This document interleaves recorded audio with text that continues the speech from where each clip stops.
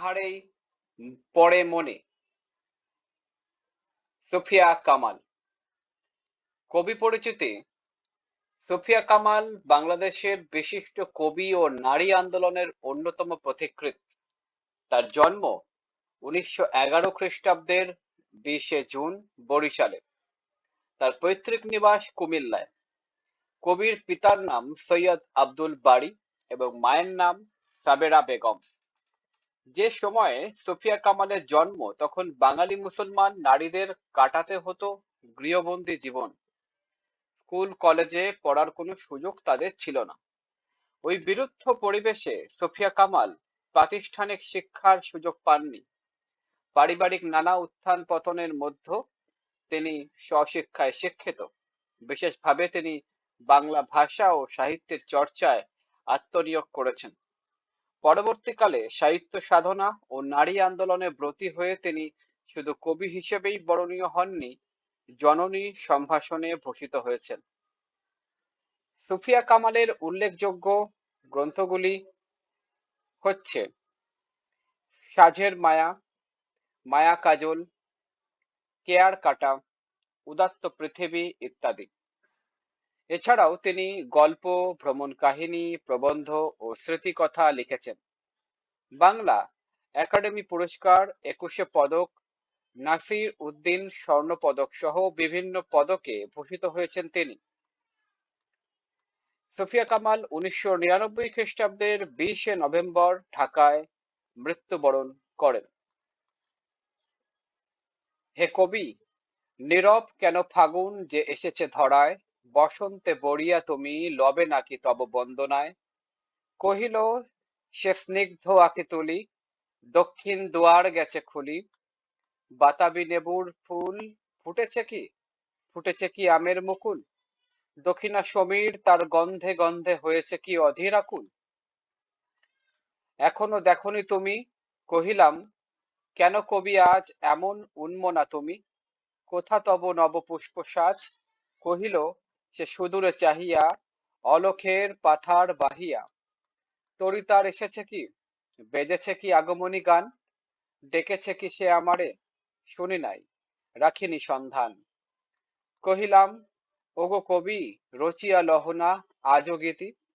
বসন্ত বন্দনা তব কণ্ঠে শুনি, এ মোর মিনতি।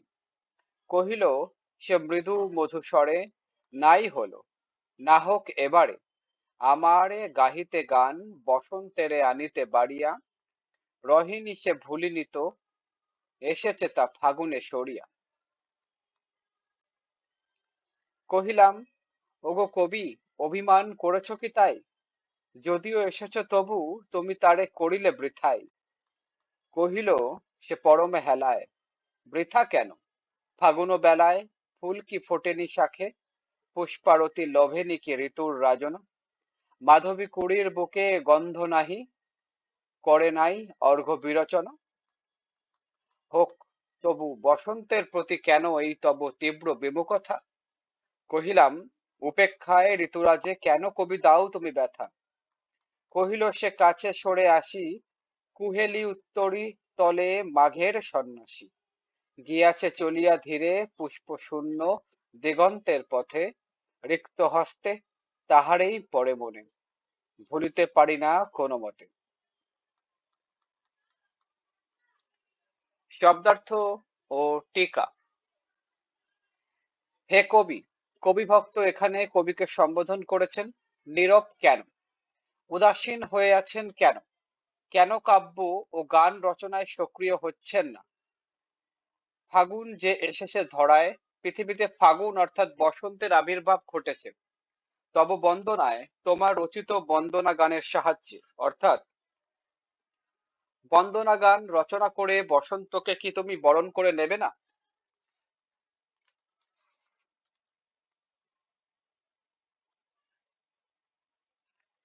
দক্ষিণ দুয়ার গেছে খুলি।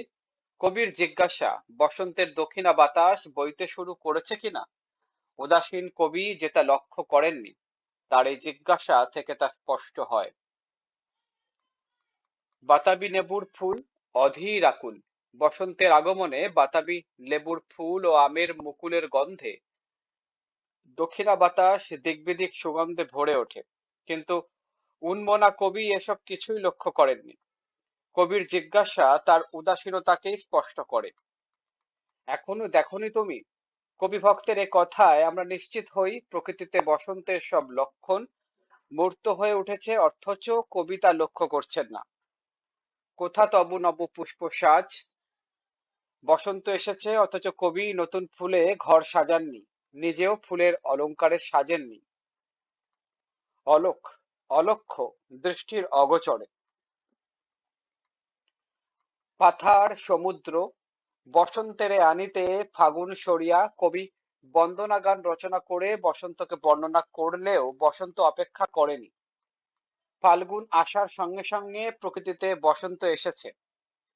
করিলে বৃথাই, ব্যর্থ করলে, অর্থাৎ কবি ভক্তের অনুযোগ বসন্তকে কবি বরণ না করায় বসন্তের আবেদন গুরুত্ব হারিয়েছে। পুষ্পারতি, ফুলে এলো বন্দনা বা নিবেদন। পুষ্পারতি লভেনি কি ঋতুর রাজন? ঋতুরাজ বসন্তকে বরণ ও বন্দনা করার জন্য গাছে গাছে ফুল ফোটেনি, অর্থাৎ বসন্তকে সাদর অভ্যর্থনা জানানোর জন্যই যেন ফুল ফোটে। মাধবী, বাসন্তী লতা বা তার ফুল, অর্ঘ্য বিরচন, অঞ্জলি বা উপহার রচনা। প্রকৃতি বিচিত্র সাজে সজ্জিত হয়ে ফুল ও তার সৌরভ উপহার দিয়ে বসন্তকে বরণ করে। উপেক্ষায় ঋতুরাজে কেন কবি দাও তুমি ব্যথা?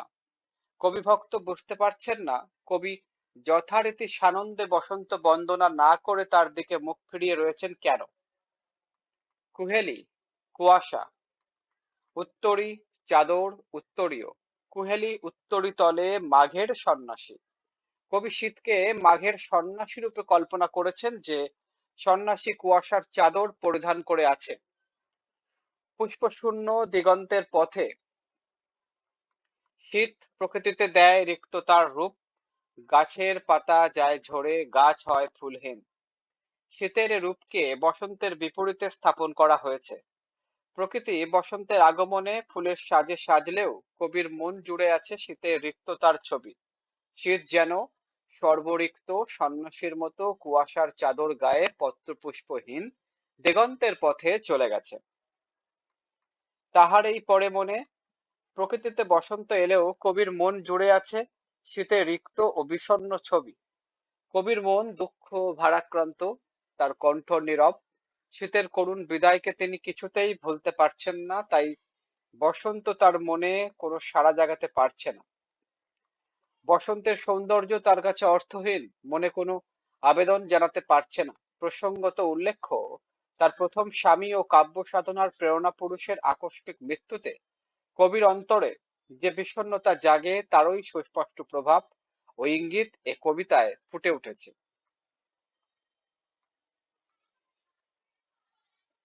পাঠ পরিচিতি। তাহার এই পরে মনে কবিতাটি 1935 খ্রিস্টাব্দে মাসিক মোহাম্মদী পত্রিকায় প্রথম প্রকাশিত হয়। এ কবিতায় প্রকৃতি ও মানব মনের সম্পর্কের একটি গুরুত্বপূর্ণ দিক তাৎপর্যময় অভিব্যক্তি পেয়েছে।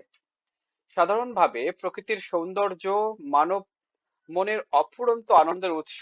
বসন্ত প্রকৃতির অপরূপ সৌন্দর্য যে কবি মনে আনন্দের শিহরণ জাগাবে এবং তিনি তাকে ভাবে ছন্দে সুরে ফুটিয়ে তুলবেন, সেটাই প্রত্যাশিত। কিন্তু কবি মন যদি কোনো কারণে শোকাচ্ছন্ন কিংবা বেদনা ভারাতুর থাকে, তবে বসন্ত তার সমস্ত সৌন্দর্য সত্ত্বেও কবির অন্তরকে স্পর্শ করতে পারবে না। এ কবিতায় কবির ব্যক্তি জীবনের দুঃখময় ঘটনার ছায়াপাত ঘটেছে। তার সাহিত্য সাধনার প্রধান সহায়ক ও উৎসাহদাতা স্বামী সৈয়দ নেহাল হোসেনের আকস্মিক মৃত্যুতে 1932 কবির জীবনে প্রচন্ড শূন্যতা নেমে আসে।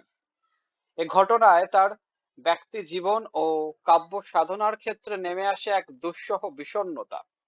কবি মন আচ্ছন্ন হয়ে যায় রিক্ততার হাহাকারে। তাহার এই পরে মনে কবিতাকে আচ্ছন্ন করে আছে এ বিষাদময় রিক্ততার সুর। তাই বসন্ত এলেও উদাসীন কবির অন্তর জুড়ে রিক্ত শীতের করুণ বিদায়ের বেদনা।